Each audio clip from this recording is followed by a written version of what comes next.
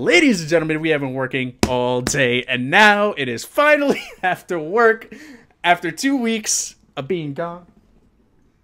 Just move that right there, right? Yeah, we're good? We're good? Good. Now, see the background there.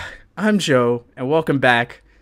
Another episode of the After Work Show, your weekly live stream Nintendo news show here on twitch.tv/JoAfterWork. You can find the highlight, so to speak, after the show is over. Once we finish streaming for the night, I'll break them up into highlights. I'll also export now, going forward, the highlight version of this show onto Twitch, from Twitch to YouTube.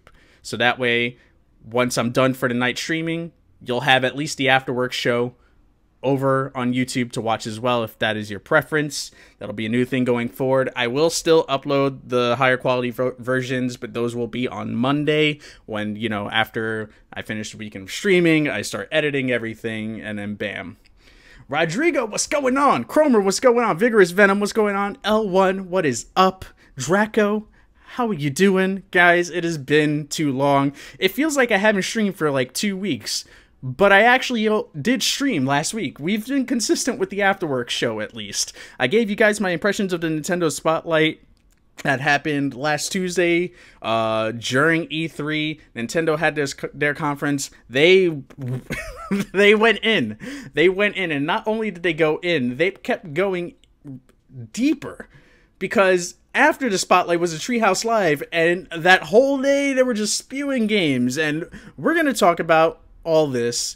We're going to talk about my time in LA at E3. This is going to be a more off-the-cuff sort of show with still topics going on. We're going to go until about 8:30, 8:45-ish, and then we have a bunch of Nintendo spotlights to go through tonight. We have games on days that I have not been able to stream for you guys because I thought I was going to be able to, but the hotel Wi-Fi was like non-existent. So it was really difficult to get anything done, which was tough. Just driving, bro. But we're gonna make some changes to the Afterwork show. I'll talk a little bit about them now. Well, not at this very moment, but after I jump into the chat, I'll talk about those, and then we'll get into the show. I've got some channel updates for you guys. Some fun stuff down the road that I'm really excited to start putting out there. And we're just going to jump into chat. By the way, Joe, how was In-N-Out? In-N-Out was good. It was good. I dug it. If I had to choose, I guess we'll get into this right now. If I had to choose between In-N-Out and Shake Shack, I'm sorry, the Shack sauce did actually make the difference. I'm gonna go Shake Shack. I'm sorry, guys. I'm sorry. Hold on. I'll leave the stream right now. I'm sorry. I'm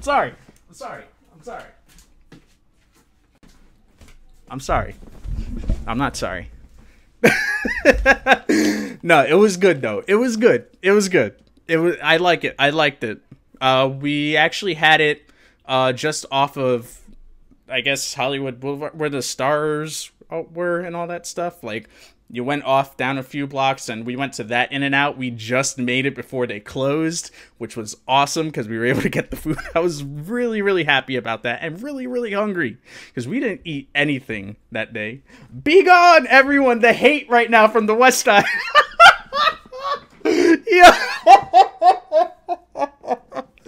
Yo, man, that's it. Everyone just unsubscribed. Everyone unsubscribed. Everyone unfollowed. Done. Stream's over. That's why I was going to try to save it to the end of the show, but it's okay. It's okay. Oh, man. We changed some names of segments up there as well. But I want to scroll back up because there were some questions already being popped up before I go. Like I said, this isn't going to be heavy on the news this week. We're going to talk about E3 from last week and everything that had happened in terms of Nintendo stuff, which is really, really, really awesome. I'm just happy there's more games coming out at the end of the day. I think we're the winners. I think we're the real winners. Getting all these games. There's not enough time in the world to play all these games, but there's a lot of awesome stuff coming out. You're dead to me. Oh my goodness, done. In-N-Out is the best. What you talking about? listen, it's good. I liked it. I really liked it. If and when I'm back out there on the West Coast, you're damn right I'm gonna have some In and Out. Damn right. I don't even have and you know what? I'll give you guys this. It is super affordable. It is super affordable compared to Shake Shack. Man, it's cheaper than McDonald's. I mean, come on. Holy crap. It was good. And you guys run a tight ship there, by the way. There was just like people on people. Like everyone had their process. It was like the most organized chaos I have ever seen at a fast food restaurant. It was amazing. It was awesome. Everyone there was nice. I didn't know there was a secret menu until Zero told me. And I was like, oh, well, I guess when I'm back there, I gotta try all this stuff on the secret menu. I'm not gonna get to everything because I might have a heart attack in the process. But I gotta try some of this stuff, like the protein thing. That needs to happen. What's better than more meat? I'm sorry. Come on, just give me a patty that's also the buns are patties. I'm good. I'm a happy man. Can't make me much more happier. Oh man. But Venom asked a very important question. Probably the most important question we'll get tonight. And that is, will I get back to Nier ever? That's a good question that I can't answer. I don't even know when I'll be able to get back to Nier. I'll be completely honest. There's so much Nintendo stuff. This being a Nintendo channel for all intents and purposes that I really, really, really want to cover and try to get to. And I'm really trying to, you know, bury myself is not probably the best, for lack of a better term, but really, really involve myself deep into Nintendo. I mean, we started off this channel doing a mix of everything. On Twitch, we were doing a lot of Resident Evil stuff mainly at first, and then sort of kept branching back to my 3DS stuff because that's what I was doing on YouTube. Was playing a lot of 3DS games after, you know, I was like, all right, I don't really have time to invest in a lot of the console games, the PS4 and the Xbox games at the moment, so I'll play games that I know I can spend time on while I'm on my train rides and get involved with a little bit more, and that's my 3DS, which I love my handheld games. I left Discord open. Fail. Boom. There we go. Oh, bury is appropriate. Bury myself in amiibos. Shout out to the Twilight Princess Link amiibo right now that I have. Thank you, GameStop. Oh man. But yeah, so there's and tonight's going to be the perfect example of that. We're going to have an awesome time tonight. We have a lot of Nintendo spotlights to go through. I can tell you how many games we're going to highlight tonight.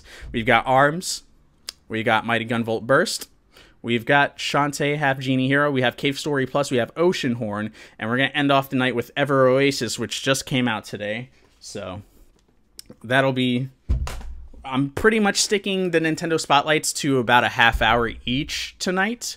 It's also, I feel like an hour might be a little bit too long to showcase some of these games, because it's more to get the point across of whether these games would be worth picking up for you guys. Not so much me telling you, hey, this is worth it, or I'll just give you guys my opinion of what I think so far of the game, tell you a little bit of the story, and if I know some of the history of the developers that made the game, I'll sort of dish them out on those shows. And so I think 30 hours is sort of this, 30 hours, geez. Wow. We'll be here for a while. 30 minutes for a Nintendo Spotlight seems to be the sweet spot for those episodes. I was trying to record some over the weekend to sort of like get myself more familiarized with sort of how I want to format those shows a little bit more going forward. And I think I'm starting to get a little bit of a groove going with some of them. And so tonight will be the test run of that. We're doing it live, right? Did you just say mainly at the Nintendo booth, or did you go to other booths too? The first day, so I didn't get to go to the third day. The first day I went, I was pretty much there for most of the day because it was 12 p.m. they opened and they closed at 6, and I was there for 4 hours waiting to play Mario Odyssey because I was like, you know what? I'm going to do this now because the next day I know it's going to be nuts. I'm not going to make it here at 9 a.m. It's going to be madhouse. And I just, whew, man, I am very, very happy that I did it on the first day, because the next day was like, it was more organized. It was still out of control. So I spent pretty much all of the second day checking out all the other booths. I got to check them out a little bit on day one, but I spent all of day two pretty much just like checking out all the other stuff. All right, gotta go. I'll be back. Maybe. L1, take care of yourself. Feel better. Get that rest, dude. Guys, L1's not feeling so hot. Send him some love. Bro, I say get the rest. Watch it on playback. That's my recommendation. But yeah, mostly what we're gonna be talking about today is E3, Nintendo. And we'll delve a little bit outside, because I did get to mess with a few things. Ness also got to mess with a few things as well, PSVR wise, which is pretty cool. So we'll touch a little bit on that. L1, thank you for the bits. Thank you. Oh my goodness. Boom. Right there. Showing the love. Bro, thank you, sir. Did you just heal yourself? You might have just healed yourself. So before we get into the rest of the show, now we've got about 40 minutes to talk about everything.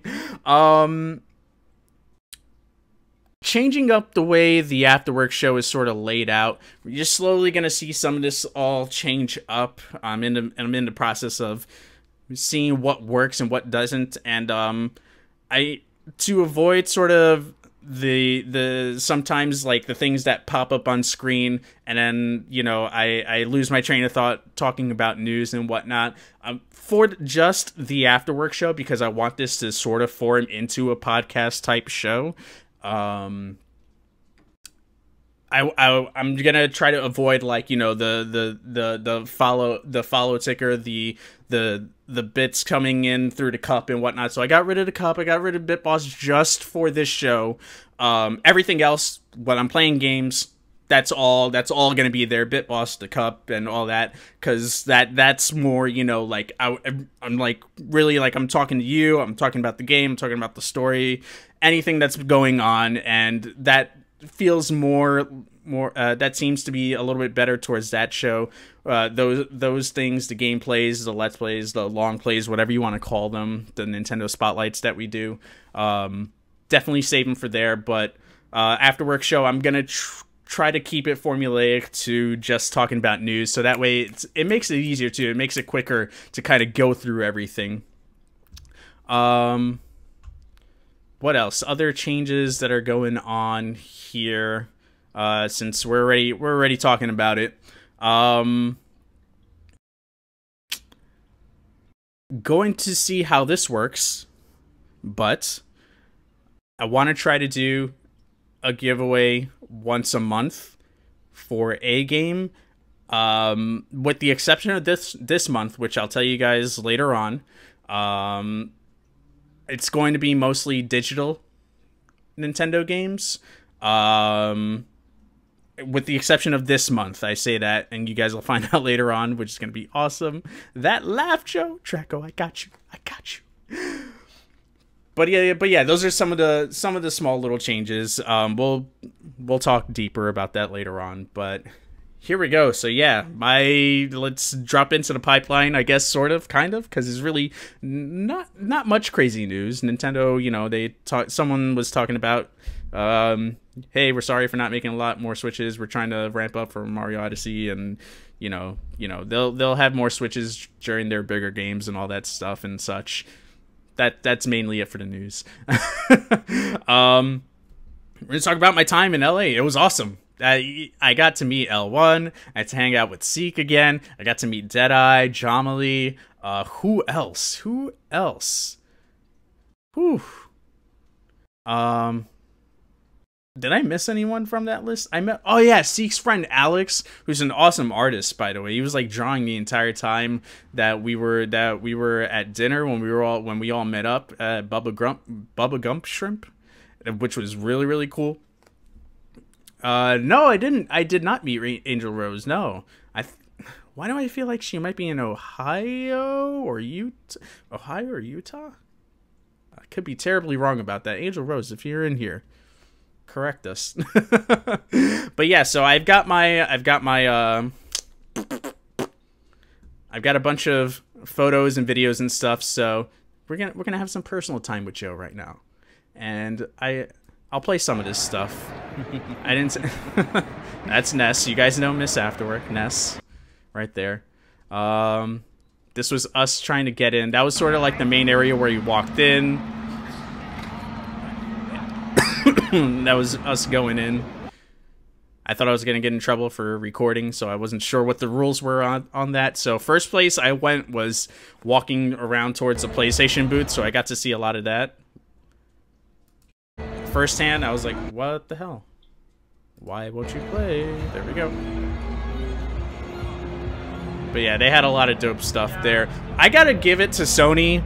They probably had the most organized in terms of not just having games that were out on the show floor. Oh, this is the Sega area, isn't it? No, this is PlayStation. Okay, cool. But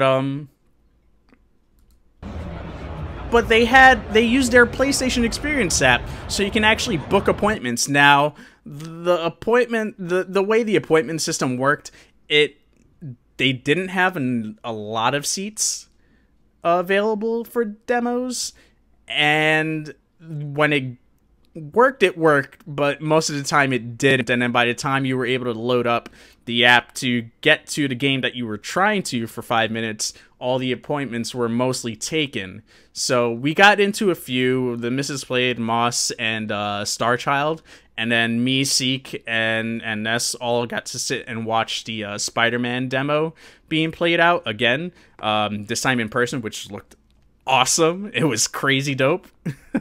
Hunter, what's going on? Oh, man.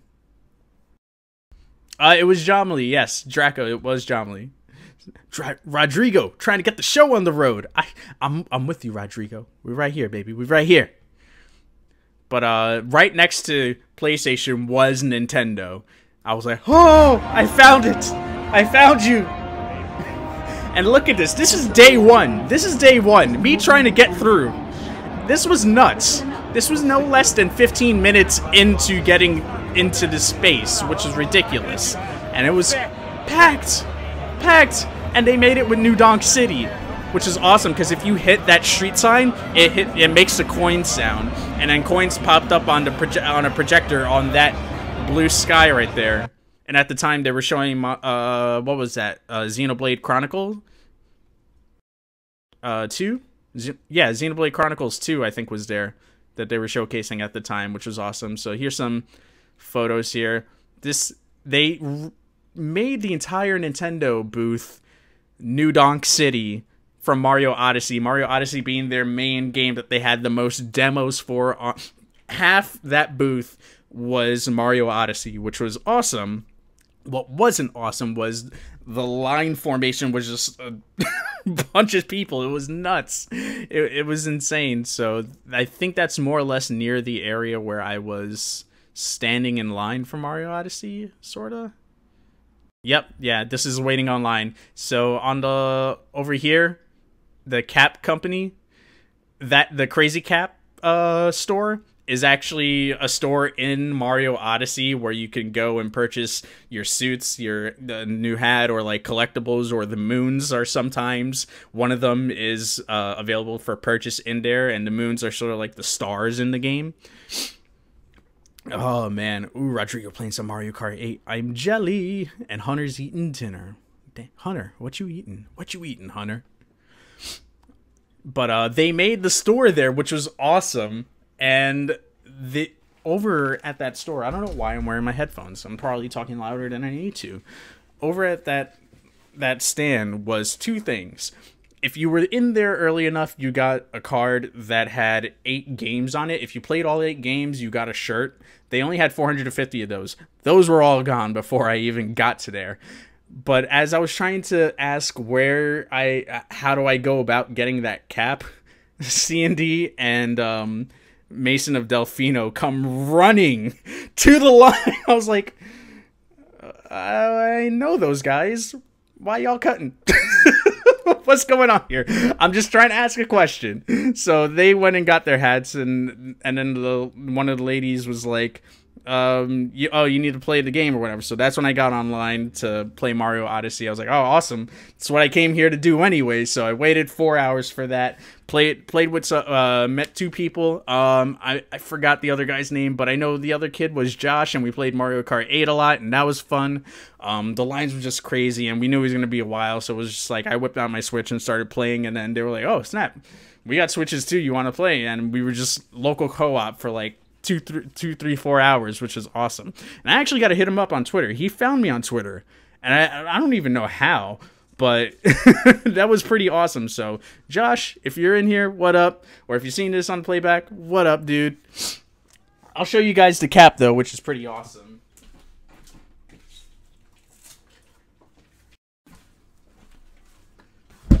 Boom. Yeah, so you got one of these after playing the game. You got a stamp, and you got this and a Super Mario Odyssey pin, which I don't know how I lost it, but lost it on the way back from LA back here to home in New York City. And one of the other things, just because I'm showing off what I got at E3, was this Squall thing from the Square Enix booth, which was it's the Dissidia version of Squall, but I love Final Fantasy VIII. It is one of my personal favorite Final Fantasies.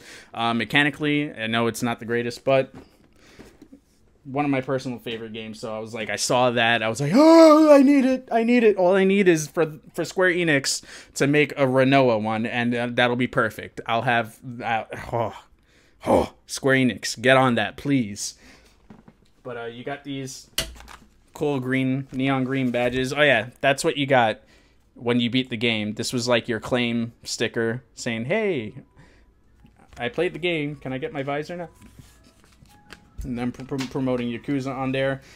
Shout out to L1, by the way. He gave this to me when I met him the Sunday before E3. It's a lanyard from last year's E3 of Breath of the Wild, which is really, really awesome. Or not Breath of the Wild, but it's like all iterations of Link, and then Breath of the Wild Link right over here on this side, which is really, really dope. And then the lanyard for this year was Mario Odyssey. Cappy right there. Nintendo Switch. Nintendo, man. Going crazy right now.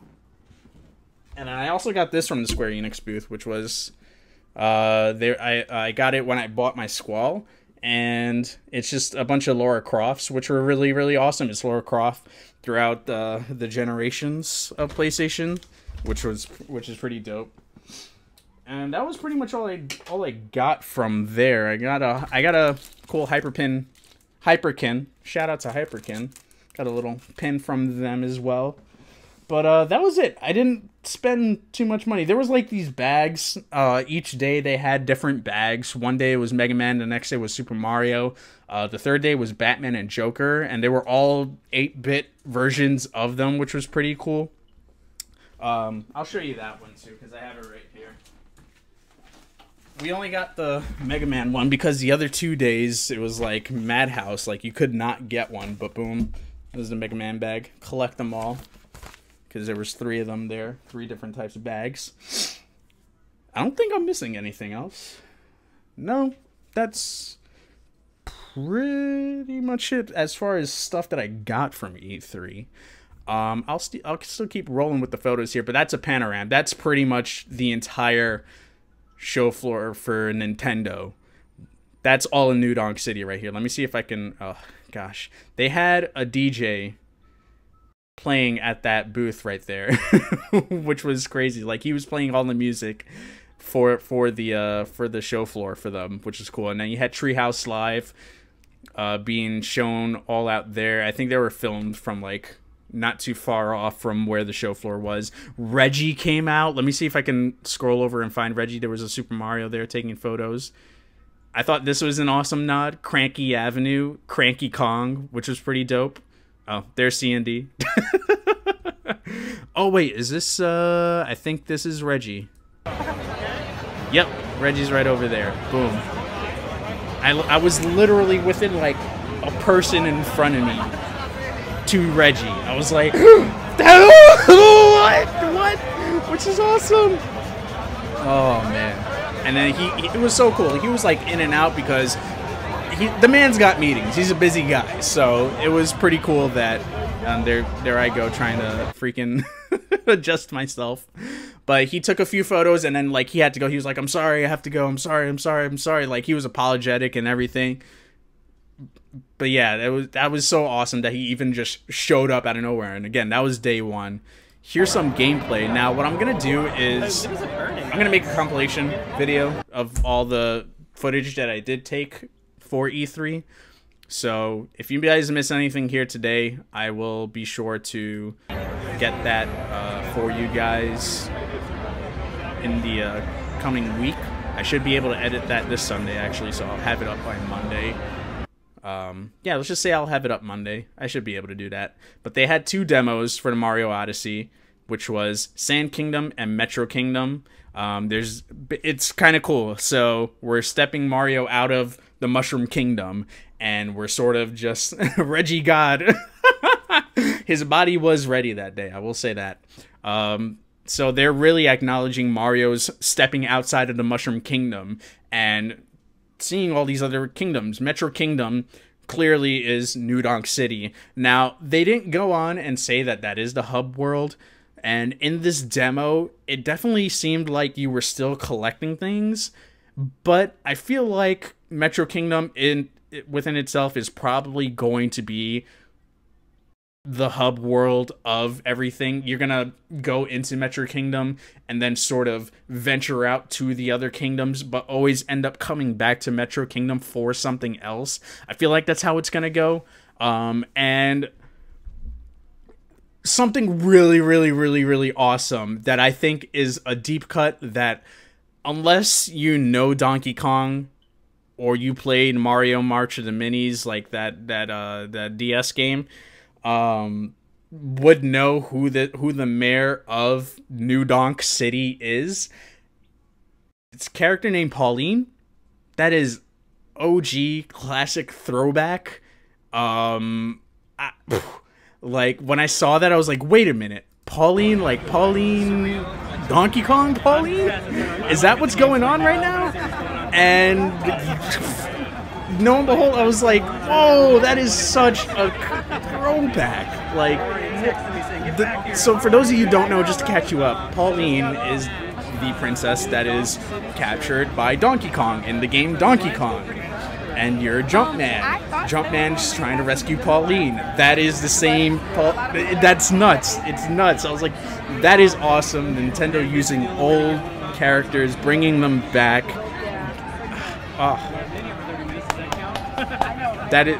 It's the little details, it's the little things. So what you guys are seeing here is the Metro Kingdom. Coins are currency in this game, and some coins only work, you saw that there with the purple coins, will only work in certain kingdoms. So you use them to buy new suits within each kingdom. You use them sometimes for the stars. Sorry, not the stars. They're not stars like in Mario 64. They're moons in this game. I'm sure there will be a reasoning to why they are moons in this game. And like, and so in Mario 64, there was usually five stars that were shown, and then a 6th star was usually collecting 100 coins in each stage. This game, they're kind of throwing that rule out, and there's going to be a lot more moons per kingdom and per sections of each kingdom, which I thought was pretty awesome. So that's interesting. That makes me think, what the how many things are we gonna have to collect in this game? Are we gonna have to go back because we don't have a certain ability? Maybe I don't even know if what you have as Mario right now is everything that you can do. They have this weird mechanic where you have the Joy-Cons, and if you hold ZL, I think it is, and you go and you push forward like that with the right Joy-Con, he does this like infinite rolling thing that you can just keep doing and keep spamming. So I want to see the speedrunner community go at that. I thought that was the most wild thing. I was like, ooh, that's fun. Like, it's kind of hard to control at first, that roll mechanic, but that is new. Everything else that you can play as, you can do the wall-to-wall jumps, you can do the what is it? I remember it as jump and Z at the same time, where he does the leap, the wahoo, that leap, that's still in there. I didn't check for backflip, but I'm gonna guess you're probably gonna be able to do it in this game. Is there a Doom Mario mod? I wouldn't be surprised if there is. Venom says Mario Odyssey looks like the best Mario installment since 64. It's a possibility. It is a possibility. I'm super excited because the thing is, I couldn't play Galaxy. I actually got vertigo playing the first Mario Galaxy. I had to stop 15 minutes into the game because I kept getting dizzy. That's like one of 2 games that I've ever played, that I've ever tried playing that happened to me. And when it happens, it's just like, it doesn't go away. So I actually can't play the Mario Galaxy games. I re-downloaded them on the Wii U to maybe try to make an attempt again, but it totally was a mind F to me, and I couldn't focus. So I've never gotten to play the Galaxy games, which I've always heard were really, really good. So I'm excited that there's a Mario game that I can play that isn't Mario World or 2D Mario. This is going to be awesome. Not that those are bad. I love those, but playing this was something fresh and invigorating, and it's, I think, what the Switch needs to really push itself forward as a, hey, yes, we know we got Zelda down packed. Here's another one for you. And I think Mario's gonna help push that. I mean, there's no Mario without Nintendo. There's no Nintendo without Mario. So they're coming up with more creative ways of pushing these games. And I think the fact that this is a new Nintendo where we're seeing a lot of younger talent on the development teams with the older people of Nintendo working as, you know, producers or directors and whatnot, and letting these other guys be more creative about adding in new mechanics into these games, which is really, really awesome. Is Nintendo is taking chances on it, which is great. As I was talking about before, Mario's wearing a suit now. They haven't confirmed this yet, but there's a possibility that the suits could be carried over into other kingdoms, or they may just very well be specific to the kingdom that you're in. Not 100% sure on that, because when we were playing the demos, you started off as regular Mario in the red and blue suit, and then there was a special suit that you could buy at the oh my gosh, the Cappy store or whatever is up. There's the Mrs. Flame. Knocked out. And they don't show you the beginning of the game. Oh, and right there, I'll play that again. They got rid of the life system. I think that's that's a big thing there. No lives. But, however, and I guess you can kind of call this the Sonic effect, you lose coins whenever you die. So if you get down to 0, I don't know if that means you got a game over or anything, but it does go based off coins. So let's say you buy a bunch of stuff at the Cap store, and you've got 15 coins left. You got to make sure that you don't die, because you don't want to lose those last 15 coins. I need Mario wearing a pair of Tims. I got you right now, bro. I got you right now, Venom. And this is New Donk City in the game. Now, what's cool is, and we didn't get to test this out here, but there's oh, and there you go. There's Pauline right there. Mayor Pauline. Awesome. What was I gonna say? So you can. The whole point of the cap is to capture. So you can capture people. You can capture taxis. You can capture bullet bills, Goombas. You can capture your enemies and become them and use them to get to other areas of the game. So I think that's going to be a puzzle part of this game. Okay, Cunning, what is up? Yo, I got a special shout out for you later on, dude. Huge shout out for you, dude. So yeah, I'm showing everyone my footage that I took from while I was at E3. I figured I'd do something different before I edit all these videos together for a YouTube video. But so you can capture people, but if they're wearing a hat, you can't capture them, which I thought was cool. They thought about that because you can't wear two hats. I mean, you can, but you'd look silly. So they really thought about that, and you can capture yourself in someone that isn't a hat and kind of control them. You can take control of a taxi, and the taxi is wearing a hat. It's actually pretty hysterical. I don't think we do it here. This is Ness playing it. She's trying to jump rope right now.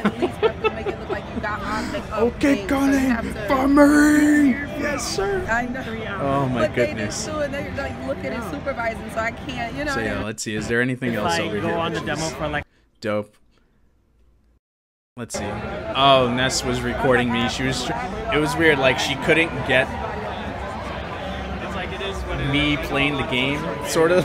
So there's the cap store, kind of. And in there's a suit. There's a moon. And I had enough to buy the suit and the moon in that area, which is interesting. That's going back to what I was saying before about collectibles. You got to kind of check everywhere for these moons. So they could very well be in the shop as well at a price. Let's see. Yeah, I was looking real spiffy in a desert, rocking a suit. I was Zoot Suit right at Mario, and there you go. If you guys can't see it, I'll zoom in right there. But there was a moon for 100. I think I had like 350 coins, so I bought the suit, and then I bought the hat and the moon right there. And it's cool because like each kingdom has their own village of people to kind of go into talk and like figure out what's happening there. Oh, it's the angles of JoJo. I've never seen them before. Oh man, you get that exclusive. Let's see what's going on. Let's see if this is actually the first time I'm like watching these videos back. So look at me. Look at Mario. Oh, the other awesome thing. Oh my gosh. I hope she caught it. I hope she caught it. No! Oh my god. Okay, guys. Okay, the best way I can explain it is if anyone has played A Link Between Worlds, there's a specific mechanic in A Link Between Worlds where you go from 3D Link to 2D Link, and 2D Link is riding along the walls. It's part of the puzzle mechanics of that game. It's one of the main things that you use, other than like the weapons for each specific dungeon. In this game, you go into pipes that then render Mario at 2D in 8-bit. So you become 8-bit Mario. Now, not only do you become 8-bit Mario along that wall until you find the next pipe, if you're wearing a suit that's custom to that level, you're gonna wear the suit, which is hilarious. I thought that was great. And it's not based on growing big and growing small in this game. You actually have a heart system. So you have 3 hearts. Once you get to 0, you lose coins. You start the stage again. But that is awesome. I want to see where they go with that and how they use that in puzzles, which is really, really awesome. JoAfterWork, that guy in the video looks a lot like you. I know, right? Yo, this guy right here though, with the Goomba. I wish I had my mustache, dude. I wish I could have just grown out some of this. Had I known that was gonna be there, I would have just shaved all that, left this here. Yo, I would have been with that Goomba all day. I would have been like, yeah, I'm just chilling here with the Goomba. What's up? What up? And I tried to capture the person, and be like, but it wouldn't work because that's just how real life works. Sad face. Whew. But moving. Oh, this was dope. This was dope. I don't even know if no, that's just coffee. My face though. Mario, I guess, at some point could take over a tank. And that's the mustache. Whenever you see a mustache and a cap with eyes on it, that means Mario can take that Mario's taking it over, which is hysterical. Oh man. And that was coffee that I got from the place. And then once we got out of there, this is again just all the first 4 hours of day 1. I got to kind of check the show floor out a little bit. This was the entrance area, actually.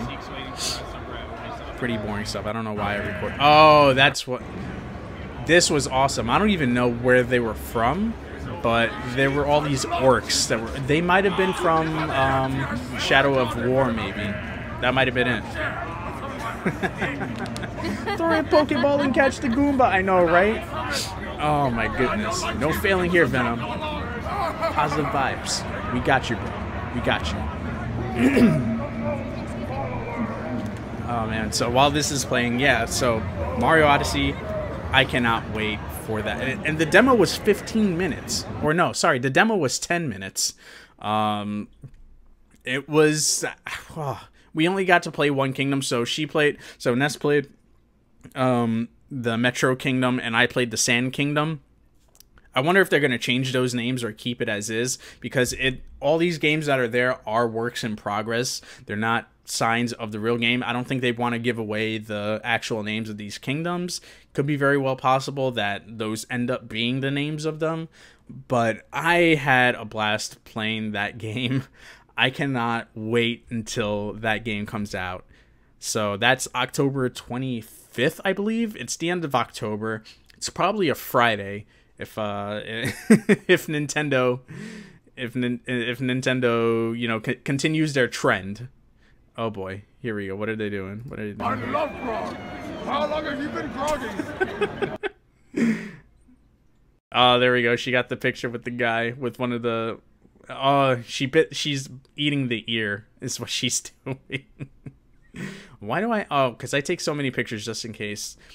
So there was a Crash booth right out the entrance, and Crash starts a fight with the orcs right there. What's funny is this is so 1990s Crash Bandicoot, where I don't know if anybody remembers these commercials, but God, it was Crash Bandicoot, and then the face was in the teeth of Crash Bandicoot. I wish I had a photo of him in there. Yeah, I don't have a photo of him. Damn, that would have been so dope. But it was, just look up any picture of any YouTube video that has 1990s Crash Bandicoot commercial. It's got the Crash Bandicoot guy with his face coming out through the teeth. Baby bro Joe. That was going on. Oh my goodness. Thank God Crash is going back to his roots. Yo. Oh my goodness. I like that NPC in Shadow of Mordor where it's basically discount Shrek. Damn, Venom. Damn. Tell us how you really feel. Jeez. This was by the Capcom booth. And there was a real dude dressed up as a samurai going up against the Monster Hunter dragon that's over there. By the way, Monster Hunter Worlds? Why can't we get that on the yo, I almost said on the Shrek. Why can't we get that on the Switch? Come on. I'm cool we have Monster Hunter Double Cross. But no, I want that Monster Hunter game on the Switch. Like, dude, Capcom playing us hard body. And that was this was Marvel vs. Capcom Infinite. This booth was awesome. There's actually Ultron. You guys might have seen this on Instagram. Ultron Sigma sitting down while we're about to fight. I'm about to get my Chun-Li on right now. Shout out to Chun-Li. And then that was me getting my Squall. I showed you guys before. And that was at the Square Enix booth. Boom. Shout out to Squall, the homie. Monster Hunter on Shrek confirmed. Oh my goodness. And this was the Bethesda booth. They have a cafe. So if you guys saw the trailer for the new Wolfenstein game, the new Colossus, I think it is. they have a diner sort of at the first few seconds of the game. They made that diner into a little booth for all the people to go inside and play the new Wolfenstein game, which was pretty awesome. And then they had some stuff to show. Let's see, what did I do here? I just took video of like all the toys that they had there. This was just outside of their store. This is when the day one was ending. Which is pretty cool. That dog and the... oh man, that was awesome. Doggo. BJ Blazkowicz. And a toy farm. I'm not crazy about the toy, but that jacket. That jacket is, as the kids would say, on fleek. True story. True story. The Morrowind pop figures. They had Fallout 4 pop figures also. They had Piper. They had, you know, your main character, your Vault character as well in there. And who else? They had one other person. They had the robot. Oh, what's the robot's name from Fallout? Oh, the one in Fallout 4 that's like your main robot in the game. I wish the Bethesda released games instead of Skyrim of the GBU. What? Don't you be hating on that Switch. Don't you be hating on that Switch. Bethesda's going ham, though. Evil Within, Fallout 4 VR, Doom VR. Fallout 4 VR is the full game, which is nuts.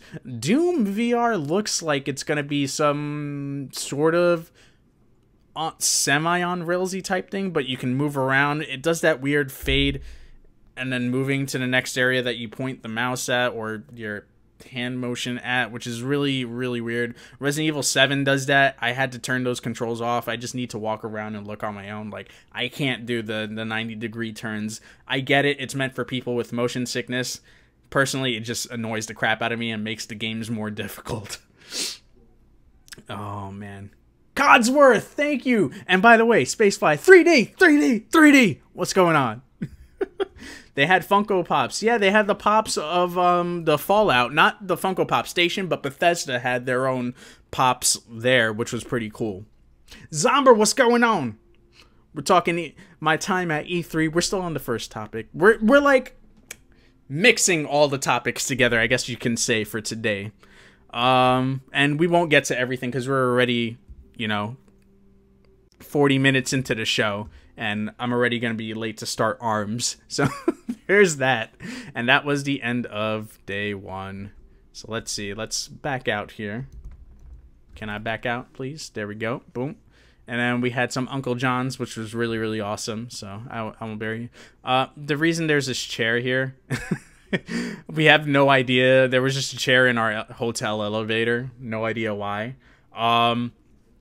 Probably the greatest. There was two really amazing things that Nintendo kept really secretive, and that was in the form of Metroid 2 Samus Returns, a remake to Metroid Return of Samus on the Game Boy. Shout out to 1991, Joe. I am like, oh, you don't understand. No one understands. Damn! Oh my gosh. The memories of not having a map and trying to figure out everything for your own. Oh, man. I'm so happy that this game is being made. This was my this is going to be my game of the year. I know I was talking about Mario Odyssey, but no. This is going to be a personal game of the year for me when this game comes out. This is all we're playing on stream until we're gonna 100% this game. I'm saying that here. We're 100%ing this game right now. When it comes out, September 15th, we will start it. We will 100% the crap out of this game. Oh, I can't wait for it to come out. Now, there's been rumors that again, we're gonna mix back and forth on this episode because it's all E3 related. Nintendo announced this 30 minutes into their live stream. Reggie Fils-Aimé came out of nowhere like an RKO and showed up on the treehouse and he was like, yes. Boom. Metroid Samus Returns. Like, what? What? This is Reggie. You're gonna do this to me? I think, yeah. I feel like it was Reggie that showed up. I could be wrong, but but I know Kensei Tanabe. I hope I did not butcher that name. He was there, creator creator of Metroid. He was there. Which, stop. I was like, I had a bigger pop for this than Metroid Prime 4, which was announced in the Nintendo Spotlight, where they were showcasing all the Switch stuff, which, don't get me wrong, that is amazing that they're actually doing that. And I can't believe one of my stupid predictions actually came true, which was that and a 2D Metroid for the 3DS. The week before, I made those predictions, half joking, and they came true. Nintendo, thank you. Thank you. You don't understand. You don't understand. This franchise has been treated like garbage for a whole generation. We got nothing on the Wii U. We got nothing on 64.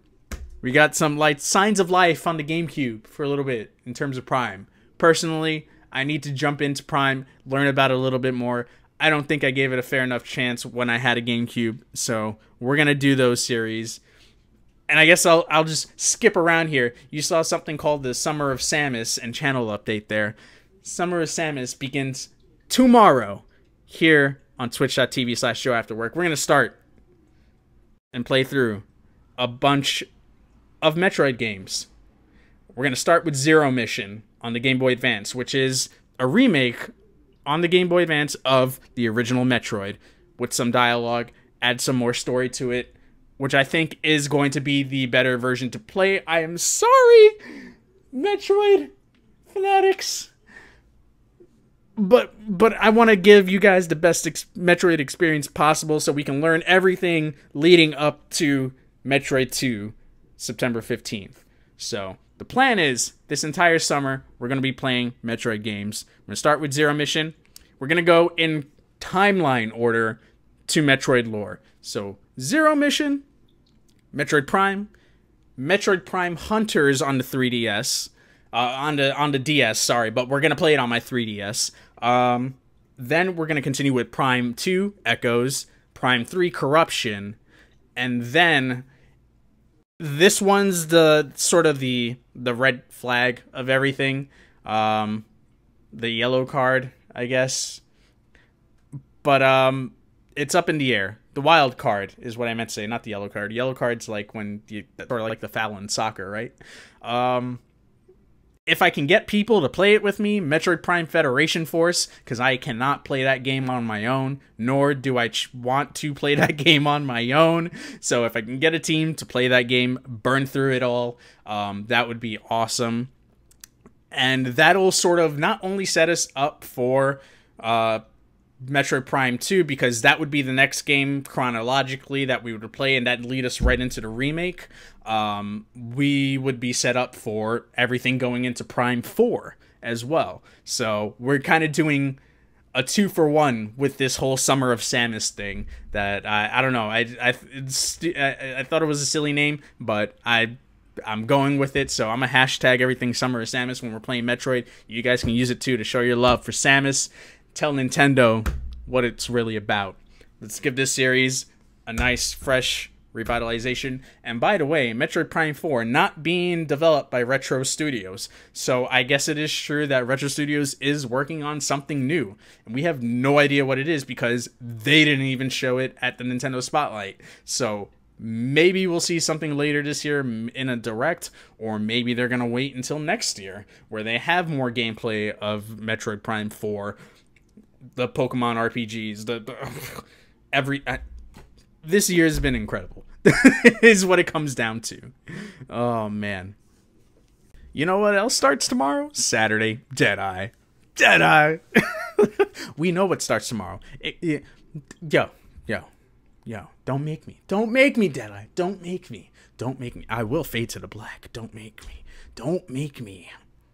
But let me jump back into chat here. We'll take a quick pause for the cause right now, as the kids would say. Still hasn't been treated as bad as Spyro and Crash Bandicoot. Well, that's because them games Garbage, son! Oh, I said it! Oh, I said it! No, I'm kidding. I love Crash Bandicoot. I loved... the one that's not in there is the one I loved. Crash Bandicoot Warped. On the PS2 and the GameCube. I played the GameCube version. Those load times were egregious, but that game was so fun. Or not Warped. Yeah, it was... No, Warped was 3. Sorry. What the hell was the one where you're... Every time you go up into the loading screen, you're like floating down the screen? Wrath of Cortex? Ah, Zomber, you'll remind me. You'll remind me. I'm not at PC yet. I want to set up a minute. Oh, Zomber with that stream. You ready to get smashed? What? You had me there for a second, Joe. I always have you there. I have you there. Oh, man, that's what I do. Oh, my goodness. All right. So going in. Here's a better picture of that thing that I showed you where I got my visor right there. Moving on. Let's see. Oh, this was PlayStation Theater stuff, which was awesome. So at their booth, they had like a bunch of theaters where you saw actual people playing on the PlayStation Pro. The entire like playthroughs of the videos that you saw at their press conference, but they were legit playing the games there. I didn't see them. Seek said he saw them. I was like, oh snap! I didn't even realize that. It looked exactly like play for play what they were doing. Just jumping back into Nintendo real quick, and then that's kind of it for. It's not it for the photos, but I want to move on into some other stuff and talk about the games that I did get to play, Switch related during E3 week. But this was the front of the Super Mario Odyssey booth right there, which I believe that seems to be Mario's house that he's in, because I think that's the house that's on top of New Donk City in the beginning of the game. And there was one more really awesome thing aside from seeing being in like distance of Mega Ran. Shout out, we played his song earlier, Splash Woman. Met him. Let's see if anybody can name who that is. Can anyone name who he is? Let's see. I'll give you a hint. He voice acts half of the Mushroom Kingdom. Let's see. Can anyone?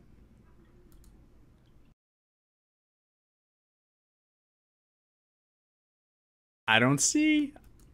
All right. That's a cardboard cutout. Oh, man. That is Charles Martinet. Voice of Super Mario. Of Wario. Of Luigi. Of Baby Mario. So many iterations of Mario. That man right there. I took a picture with him, and he did the most awesome / the most creepiest thing right after. I shook his hand, I said thank you, and he said, hee. And he did the voice in my ear. It was like right there, and it was awesome, and it was creepy at the same time, and it gave me chills, and I was just like, oh my god, I met the voice of Mario. And it was a little creepy that he did that laugh, right? Oh, it was so cool. That was like the cherry on top of the sundae. That was that entire week. That was the most surreal moment I will ever have. And that dude has been in New York a bunch of times, and I have not been able to meet the man. I freaking go to LA and I meet the guy, finally. It's like, oh, yahoo! Oh, man. Joe was fangirling. Yo, that's not even a kappa. That's just fact. I'm not... Dude, so happy. So happy. Like, my life is, like, pretty much all but complete at this point. I met him. I could say I met the voice of Super Mario. I'm doing all right. K-Bob! Welcome, dude. Oh, my goodness. All right, so let's scroll it down. Is there anything? Yeah. Afterwards, I didn't get to go to day 3. We did some venturing out, so that's the stuff there. We went to the Broad Museum, saw some cool stuff in there and whatnot. But yeah, that was it. Oh yeah, this was random. DLC for ARMS. Mr. Brax is this guy's name, so we're just going to leave him up there, and we're going to talk some other stuff. We're going to talk video games now, because we weren't talking about video games this entire time. But more specifically, we're going to talk about some of the stuff that I got to play during E3 week now. I will say this.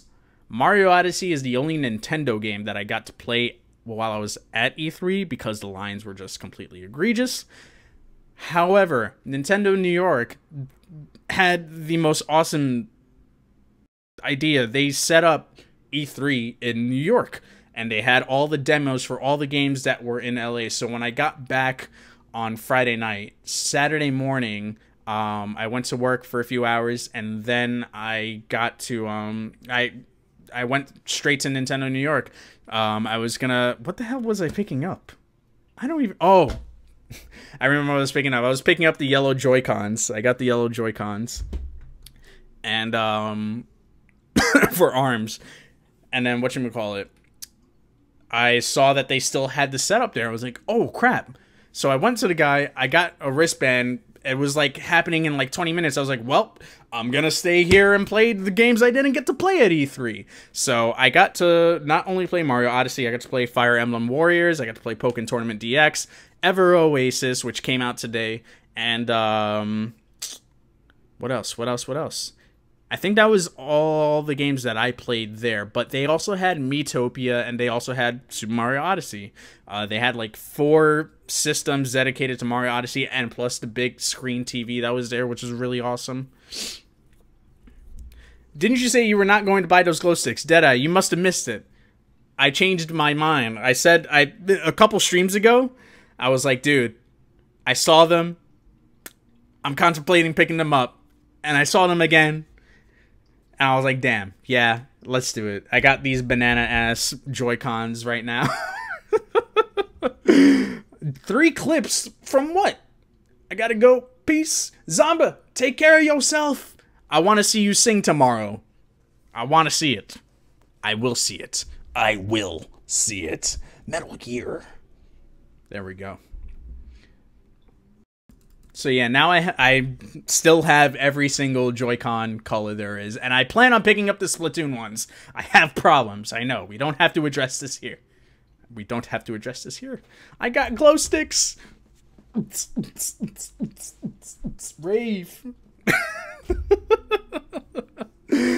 Oh my goodness. Listen, don't hate. Don't hate, bro. Don't hate. Don't hate the player! Hate the Joy-Cons and Nintendo for making me spend so much money.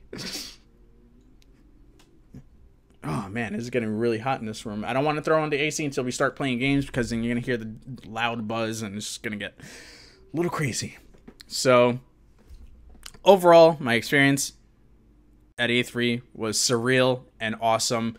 My only bit of feedback is I wish people, like, sorry, not people, but you know, the big guys, Sony, Nintendo, Microsoft, if they're gonna have all these people crowding in the areas, especially now that people like me, just regular Joe Schmoes going to E3, are going to be part of it now, because you know they're gonna probably sell even more tickets next year. They sold 1,500 tickets is what they allotted for the public this year. They're probably going to double that next year, because they made so much money this year, more so than before, that it would be stupid if they didn't do it. I think this is going to change up the way demos are made, because a lot of the demos were really, really long. And also line management. If you're not going to have, number 3, ways to set up appointments beforehand for everyone to try to get in and play these games. So that way it's like, hey, all right, I have an appointment this time. I'm going to go over to the Atlas booth and see what's going on over there while I wait for my 3 o'clock appointment to play that game. It's not rocket science. I think they could have better managed, and they probably could have done better management before that. So those are my 3 little bits of feedback for E3, which they sent out an email for a survey. I'm gonna definitely do that. I'm definitely gonna mention those 3 things. I was not the only one that was thinking the same thing either. So So for anyone that went to E3 that's watching this, that wants to send feedback, do it. Regular Joes. And that's another clip right there. Oh boy. I don't even know what I'm being clipped. Oh, the raving joysticks. It was like the beginning of Blade. Was it Blade 1?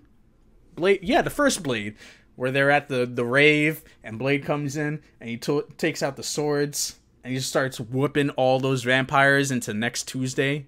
It's just nuts. That's like the most the goriest fight scene I've ever seen. Oh man. But yeah, so moving on to games. Oof, 8:45. We're gonna do a two-parter for this after work show. I think what I might have to do is, before we jump into Metroid, depending on how much we finish here tonight, we might have to do a two-parter because I really want to get into the games for you guys. We have a lot of Nintendo spotlights to cover tonight. A lot of games. It's gonna be an entire variety stream tonight. You're goddamn right, Metroid. You're goddamn right. So, jumping into notes real quick, just so I've got everything. Let's just get the weird stuff out of the way. The weird, surreal, you never thought you'd see this in a bunch of years. Mario Rabbids Kingdom Battle is an actual thing. I wasn't sold on it until I saw the gameplay. Holy crap. It's XCOM with Mario and Rabbids. That's probably the most simple way that I can explain this. And that's pretty awesome that, first off, Ubisoft is courageous enough to be able to do this, but also Nintendo is smart enough to start really thinking about licensing their IP to other developers and to other developers outside of their bubble, outside of, Retro Studios, which they're partnered with Nintendo, but they're not they're like not under Nintendo's bubble. It's sort of like how Game Freak / the Pokemon Company works solely with Nintendo, but they don't make games outside of for other consoles, pretty much.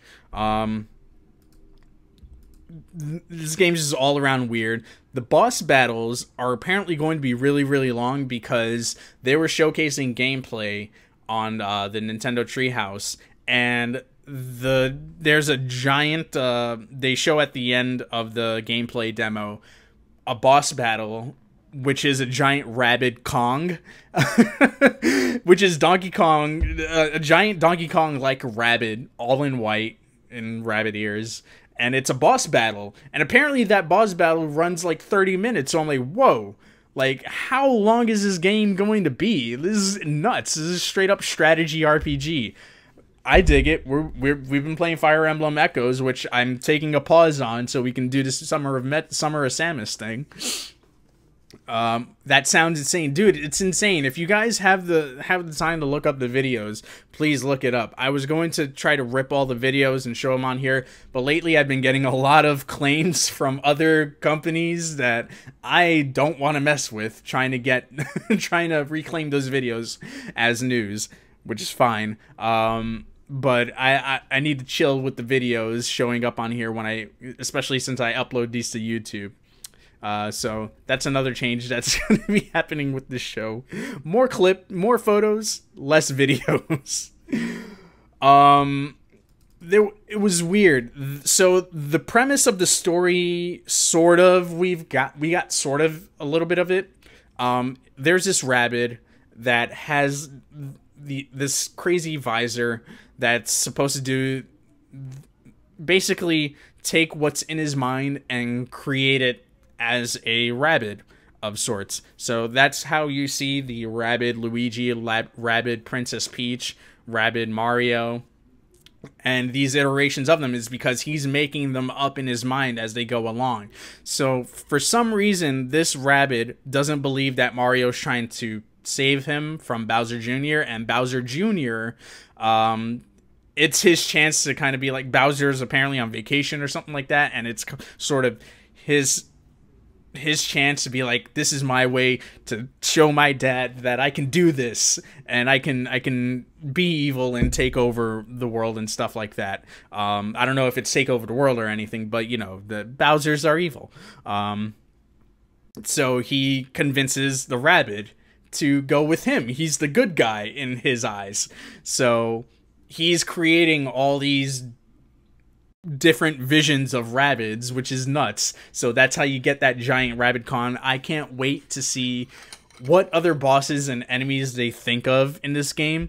And the way the chains in battle work is pretty awesome. Like, you can have a Rabbid connect with Mario, and if Mario, let's say Mario moves here, does his attack, then you're one of the Rabbids and you're close enough, your Rabbid can sort of use Mario to then jump across to an enemy further away, so that way you can attack it still and not waste a turn trying to move closer towards enemies. Really well thought out.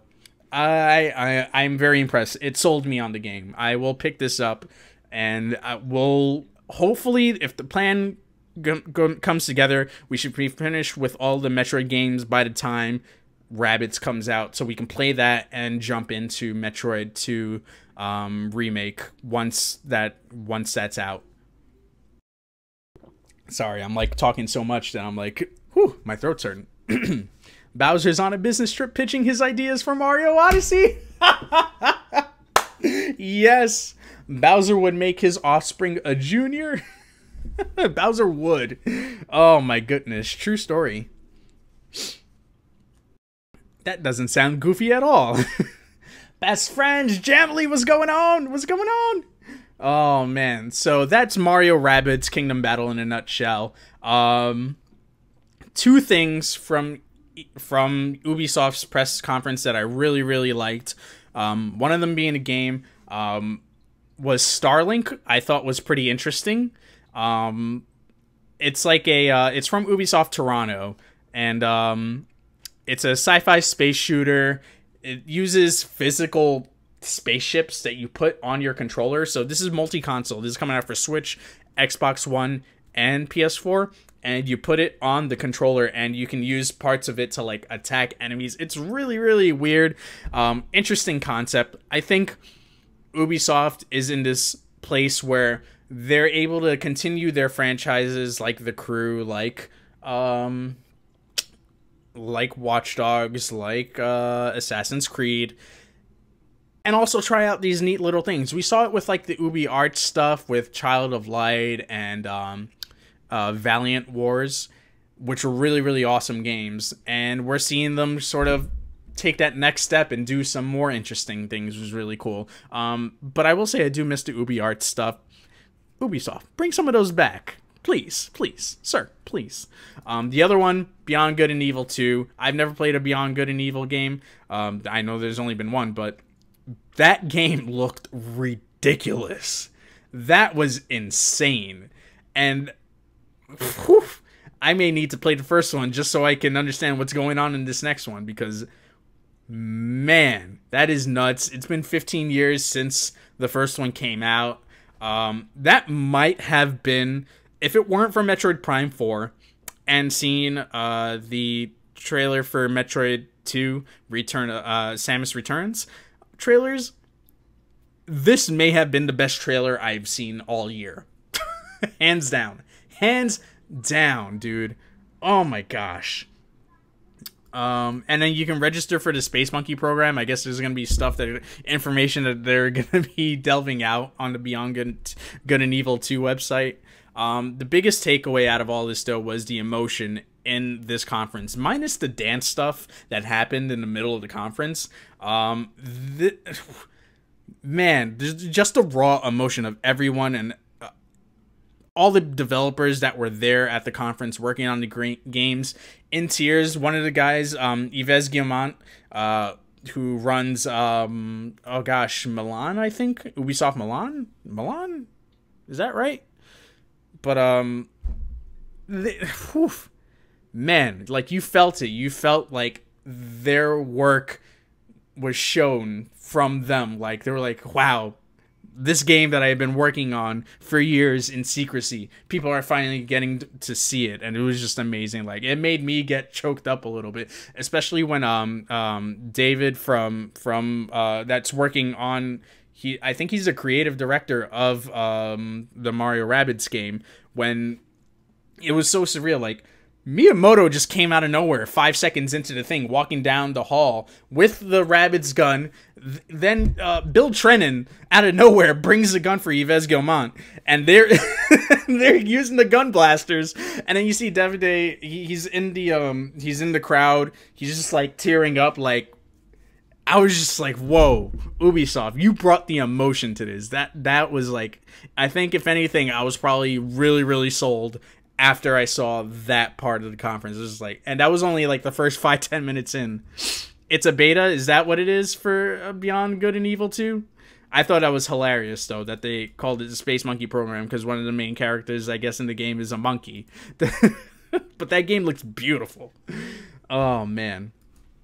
Real quick, we'll just jump into Bethesda. Skyrim for the Switch. Showed off Zelda amiibo. You can use that to get the Breath of the Wild costume, the Master Sword, which is really, really awesome. Some cool stuff. I hope they do more with that to enter, to kind of bring in some more of the Nintendo perks here and there into that.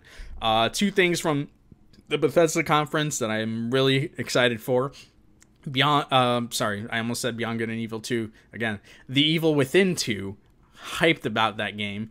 That's Friday the 13th in October. I know Seek's gonna be playing it. I don't know if I should be playing it too on stream. I may just save that for my own personal the gaming right there, because I loved the first one. I need to play through the DLC, so I need to catch up at some point before I jump into The Evil Within 2, because there's just gonna be so much stuff Nintendo-wise that I need to stream. I don't think I can afford to stray away from the content that I'm working on for here to stream The Evil Within 2, so I would recommend watching Seek play that game. Plus he's been playing through the first one anyway. I think he beat it a couple of days ago, actually. I don't know if he's going into the DLC. Can anyone let me know about that? Ubisoft was at E3 to break people. Dude, nuts. They might have had the second best conference if it weren't for that whole dance routine thing, that random dance routine that happened in the middle of it. I was just like, why? Hey, Ubisoft, you're doing so good this year.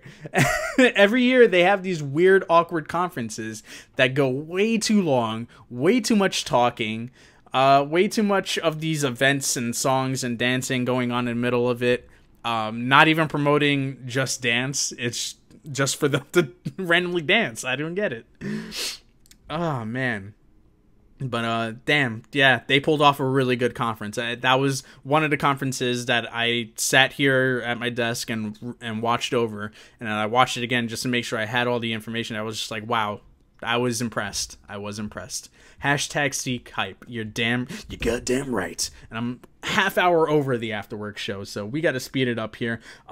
Evil Within 2 and Wolfenstein 2: The New Colossus. Yes, I am excited about those two games from Bethesda outside of Nintendo stuff. And then jumping into that spotlight, we did a whole show about this, so I'll just skip around, make it quick, because if you guys missed it, I have it here on Twitch as a highlight. I also have it on YouTube.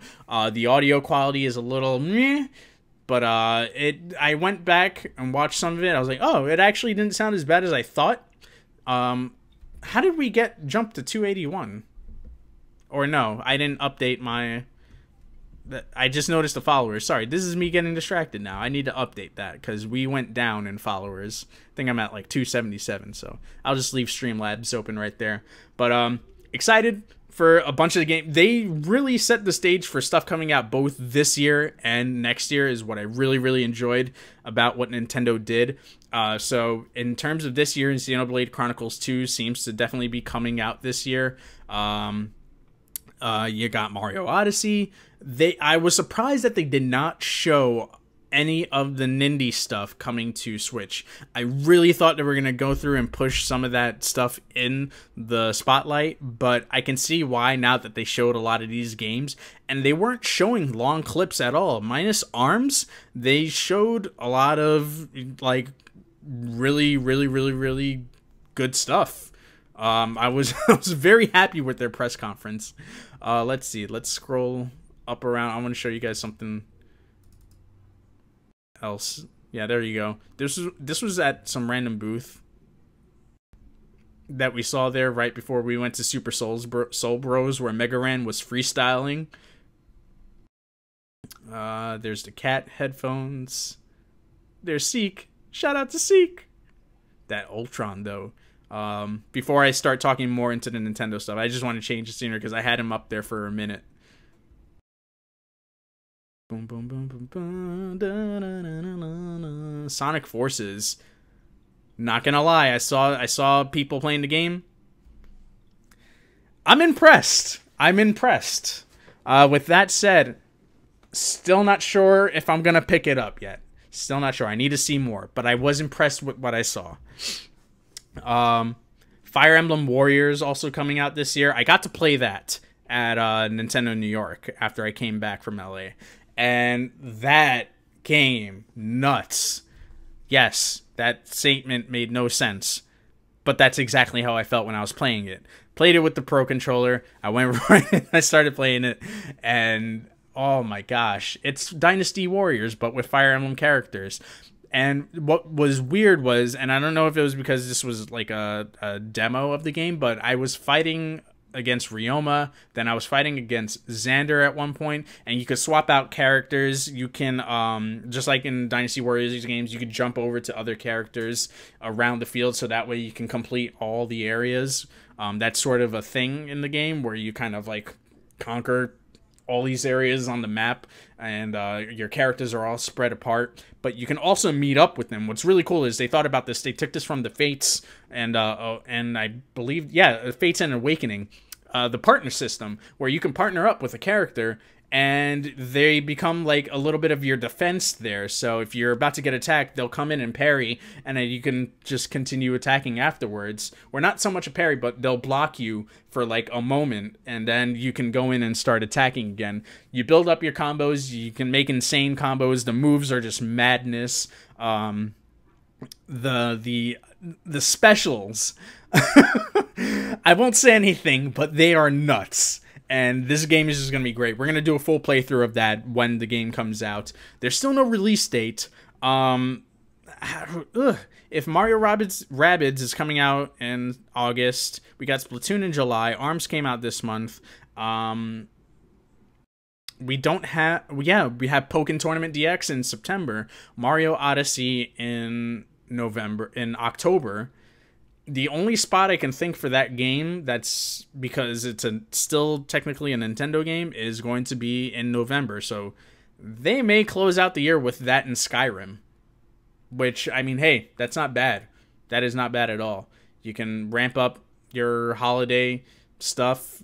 You can ramp up the holiday with a bunch of Switches, sell a bunch of Mario Odysseys, and some other games along with that, and you'll also have your new games coming out. So I think November might be the slot for Fire Emblem Warriors. But they showed the trailer, more story stuff, and they showed off that Ryoma, Xander, and Corrin are in the game, and Corrin's voice acted. I love it. Yes, she has more than just okay. Like the few words, like I like that she's gonna have dialogue in this game. I'm with it. I am with it. And another things that I saw on there were they plan on going past the normal party amount of characters in Fire Emblem games, so they might get ridiculous with like how many characters you're actually going to have in your party. No announcement of permadeath. So it's a Dynasty Warriors game. If your character dies, you bring him back in the next stage, I would imagine. So I'm okay without having permadeath. I want my characters to live. I'm just saying. Best summer ever. Summer of JoJo, summer of Samus. Oh, it's gonna be great. It makes my body feel special. Talked about Rabbids. Rocket League coming to the Switch. That's gonna be awesome. They showed off a little bit of gameplay. They showed off like little Mario hats. They're gonna have Nintendo specific stuff in there. And the coolest thing is Nintendo Switch people will be able to play with Xbox One people and PC people. No Sony. There's a whole thing happening right now with Sony and a lot of people who should not be talking is really what it comes down to.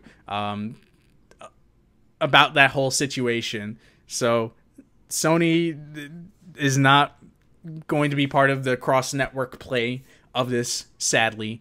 But, hey, what are you going to do?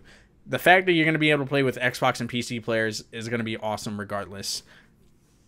Up next is... Oh, and also the exclusive mode that's in Rocket League for Switch is local multiplayer, which is a big thing with the Switch. If you notice in every commercial that they promote a video game for, unless it's a single-player game, is you can take your Joy-Cons off the Switch and have two-player co-op with those games. So that's going to be another thing that's going to happen with Rocket League, which is really awesome.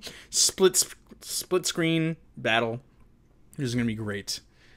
Days Gone on PC. Make it happen. Draco, get that PS4, man. Get that PS4. Up next, Legend of Zelda Breath of the Wild. Eiji Aonuma makes an appearance. He talks about the game. And he goes into a little bit more detail of Map Pack 1. I feel like we know as much as we can know about Map Pack 1. During Nintendo Treehouse Live, they showed off Master Mode, which is the hard mode. You're going to have a separate save in that game, so don't worry about making a separate profile for Master Mode.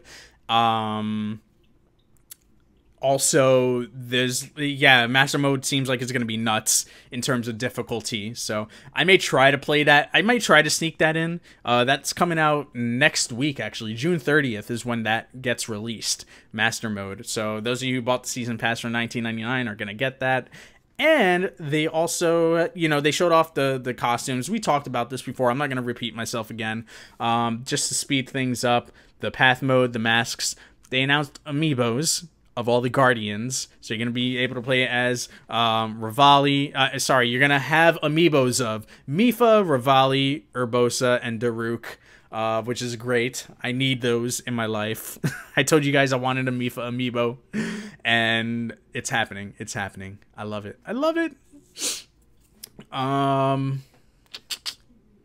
The travel medallion is also a new thing to the Map Pack 1, where you're going to be able to, let's say you're not ready for a certain area, but you want to be able to come back to that with ease. You can set a medallion there and then keep traveling, get better equipment and whatnot, and then you can just fast travel to that specific spot, but you can only use it one at a time, in one location at a time. So if you use it somewhere else, then you're eliminating it from the other travel medallion that you've made.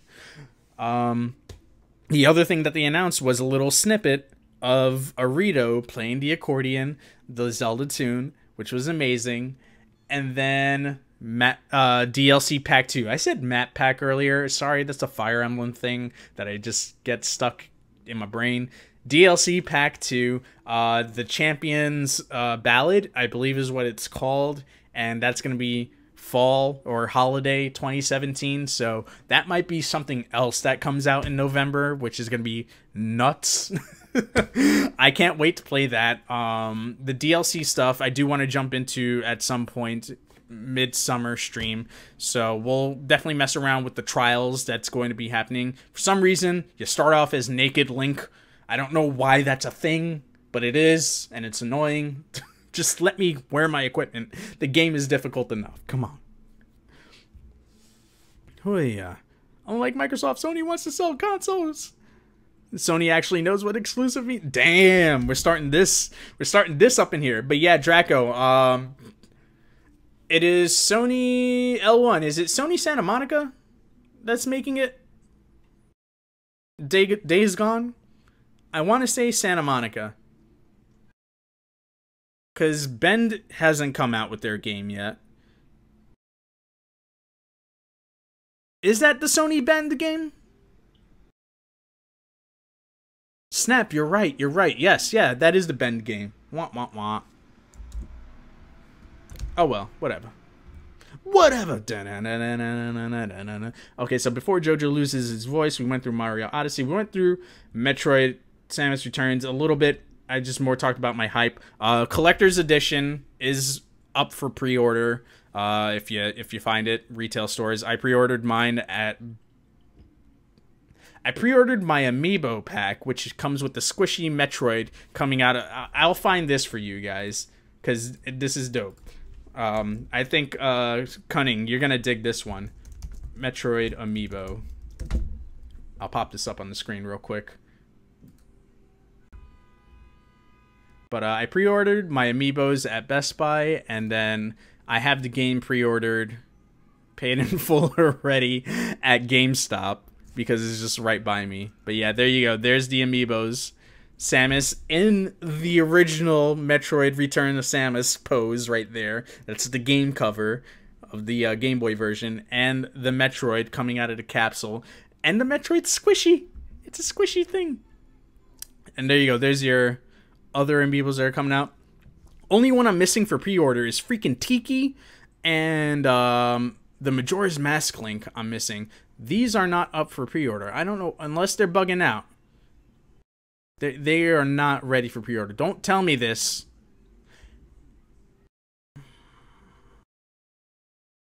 Stop. Are you kidding me right now? Stop. Oh my gosh. We're going to take a pause for the stream after this. I need to pre-order those. Oh my god. Oh my god. That just happened. That just happened. Oh, what? Samus Returns comes out September 15th. On 2DS, 3DS, all that stuff. Ooh, I get my 2DS XL next month. So excited. Oh, by the way, I got to mess with the 2DS XL. Feels nice. That was Walmart. That was Walmart L1. Check that out. See, I'm curious to know if it's gonna do one of those things where you add it to the cart and says it's not available afterwards. But I'm so excited for that game. 2.5D platformer side-scrolling Metroid is all I want right now. I've craved this. We played AM2R, another Metroid 2 remake last year, so man, I would love to jump into that game again. It's Metroid 2 in 16-bit. It's a fan-made game. It's the last Metroid 2 remake that got shut down from Nintendo, and we haven't seen another one since. And now they make that announcement. I'm like, oh my gosh. Damn you, Nintendo. Oh my goodness. But they're not just remaking, and this is what I like. And this is going to link back to tomorrow when we play Zero Mission. Nintendo really does a good job when they try to remake a game, because they sometimes don't try to just remake a game for the sake of remaking it. They add little things here and there to help make it a different experience from the original. So for instance, Metroid Zero Mission, they added little bits of like snippets, and I think there's some dialogue, a lot less than Metroid Fusion, because that was a big complaint. I personally found it fine. I loved Metroid Fusion, but the biggest complaint was a lot of dialogue. So they shortened that in Zero Mission. They added a lot of things to make it feel completely different from the original Metroid on the NES, fitting it into a Game Boy Advance sized game, which is really awesome. And they're doing that again here with Metroid 2, with Metroid Samus Returns, sorry, because they're not naming it Metroid 2, but it is Metroid 2. They're adding a counter system, which a big thing about Metroid was spacing. If an enemy got too close to you, you couldn't counter. You had to move back a bit or dodge them and then shoot around again to make sure you were like within distance without getting hurt or anything like that. They're throwing that out, and they're putting that in there.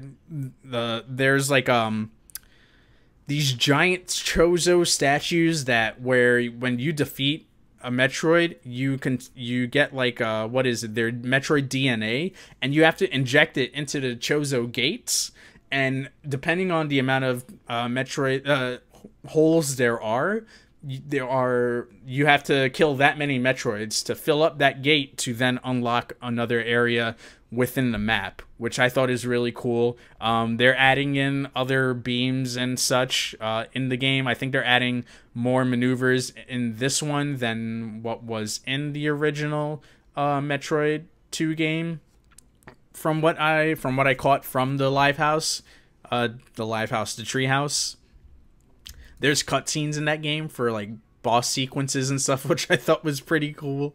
Analog sticks, you can use that, helps for better aiming, and you can do full 360, which is great. You've got the laser beam to like aim in at enemies and then shoot, which is really, really dope. They really thought of a lot of things. And then of course you have your Gamma, your Beta, and your Alpha Metroids, which come on, man. But what else do I have here? There's like and I don't know if this is a power up specifically, but when you have the Metroid counter, the biggest thing about Metroid 2, for those of you who don't know the story of Metroid 2, it takes place after the first one, or actually no, sorry, according to the timeline, it takes place after what the Metroid Prime series, and I say that because technically the Prime series is now still going.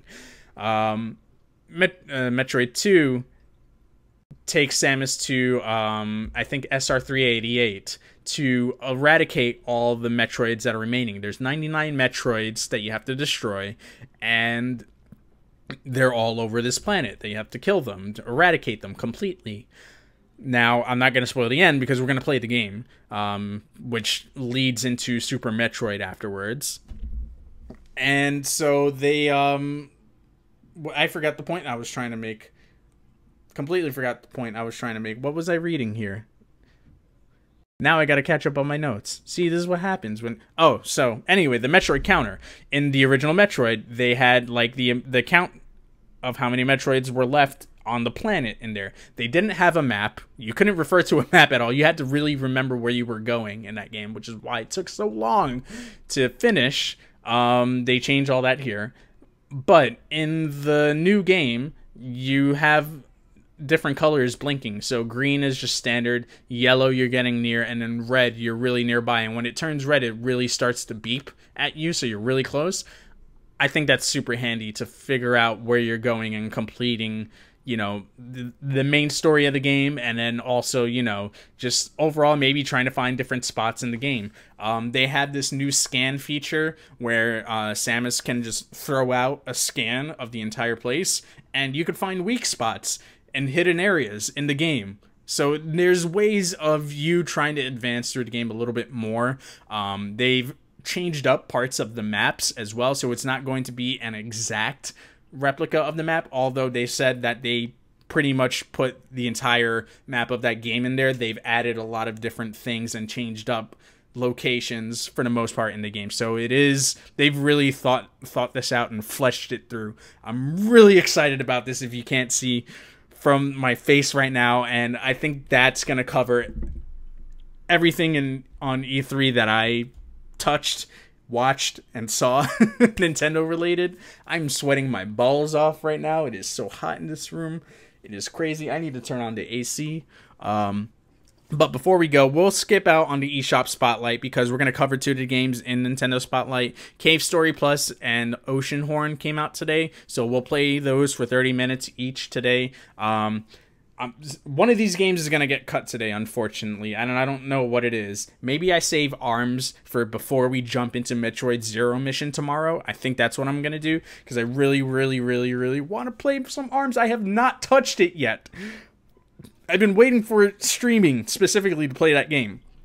So we'll jump into ARMS tomorrow. We're going to cut ARMS.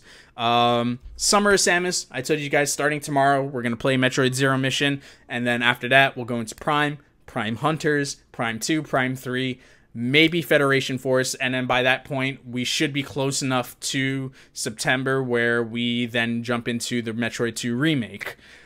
Boom. So freaking hyped for this stuff.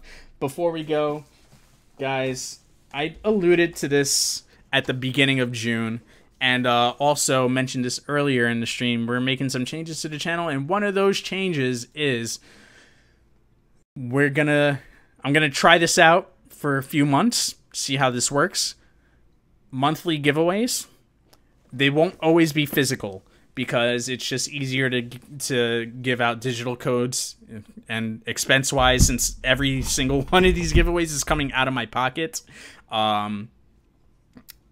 It's just easier to do digital codes. But for this first one, this is very, very special. We were playing and we failed to finish the game, but that doesn't mean the series is over. I will continue the series in some shape or form. It's just I need a break from Fire Emblem Echoes.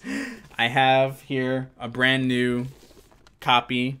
It's sealed. There you go. Just so you guys know, of the limited edition Fire Emblem Echoes Shadows of Valentia. So at the end of each month, here's how it's going to go. We're going to do a random giveaway. If you are in the stream and following that day we do the giveaway, it will be at random. That person will then win this copy of Fire Emblem Echoes Limited Edition. Everyone is available to get this one as long as you are in the stream that day in the chat following me. I wanted to implement some kind of point system to get tickets for it. The thing is, Revlo's shut down. And speaking of Revlo, we will get to a stream where I will be able to freaking oh my gosh. Where I will redeem all the Revlo rewards. I screenshotted everything before Revlo shut down, so I have everyone's name. I'll get to the chat in just a minute, but I just want to explain this. Yes, so next Friday when we stream, we will do the giveaway for Fire Emblem Echo Shadows of Valentia. US only for all these giveaways because shipping overseas is way too expensive. Plus, Shadows of Valentia is region locked to the US. Oy, yeah.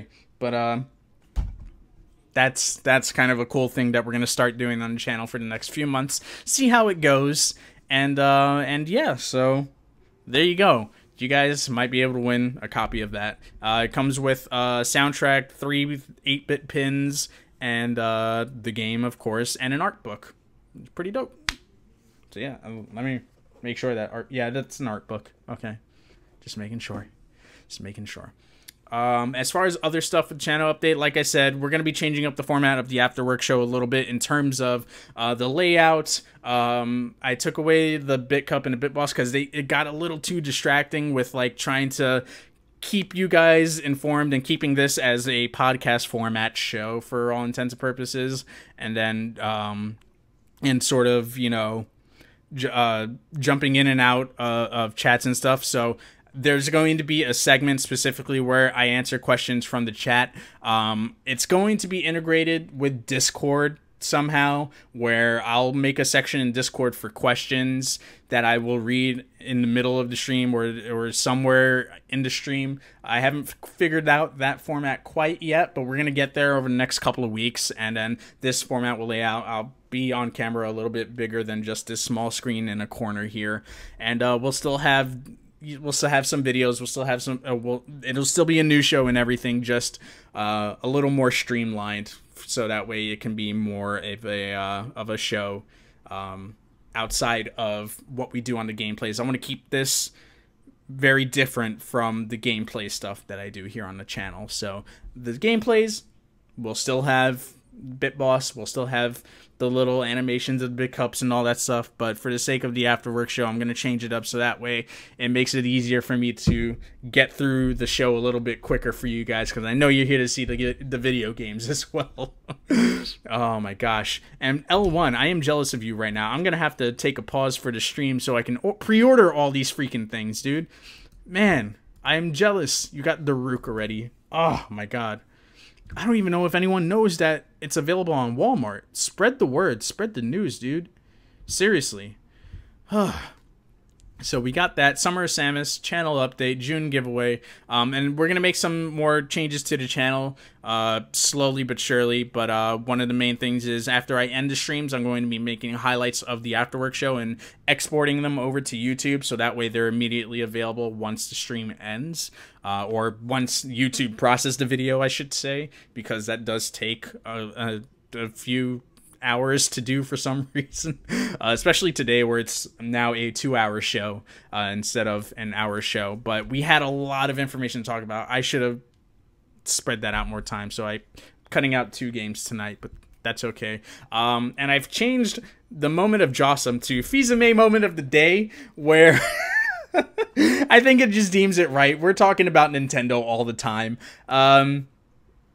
Let's just give Reggie Fizame his own segment on the show, where I'm going to find clips of freaking just random moments in Reggie Fils-Aimé's career that I think are hilarious and that should be showcased here on the show. So we're closing out today. Guys, thank you so much for tuning in. This has been the Afterwork Show. If you're sticking around the stream, we're going to be playing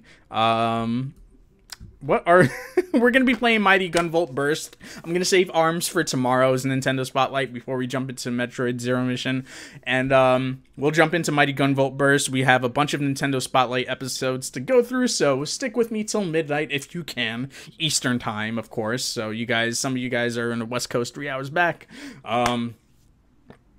You can find me here every Friday and Saturday, twitch.tv/JoAfterWork. Fridays at 8 p.m. normally, and Saturdays starting at 6 p.m. We stream until midnight both nights, and sometimes randomly throughout the week. Occasionally, I don't have a schedule for that, but you can always guarantee I'm here over on the weekends.